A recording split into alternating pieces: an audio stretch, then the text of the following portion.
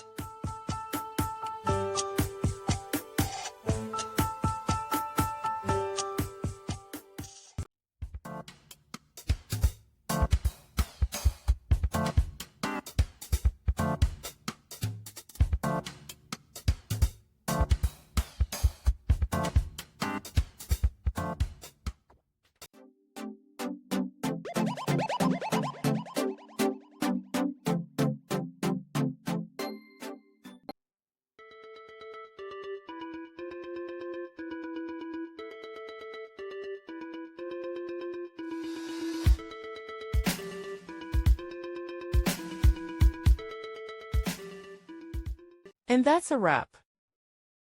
I hope you found the answer you were looking for.